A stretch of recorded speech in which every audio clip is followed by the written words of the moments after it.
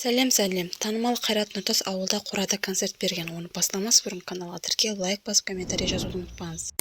Қайрат Нұртас алыс ауылдарда сахна болмағандықтан қорада концерт қойған кездерін еске алды. Енді мен Қазақстанның түкпір-түкпірінде болдым, бүкіл ауылдарда. Концерт қоймаған жерім жоқ. Тіпті кейбір жерлерде сахна болмай қорада концерт қойған кезім болды.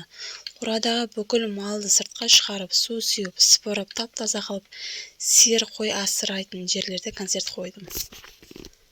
Ең қызық оқиғаға Ақтауда болды. Ақтауда арғы жағында бір қала бар, атын ұмытып қалдым. Ол жақта шыбын өте көп. Күн қатты ыстық екен. Телефонда байланыс та ұстамайды. Кастрөлде жүргеніме 27 күндей болған. Түрім әбіршіп кеткен. Өзім рөлдем, анам қасымда. Жаңағы жерде концерт қойып жатырмын. Өзім апа киіммен шыққанмын. Үшінші әнімде су теріп болдым.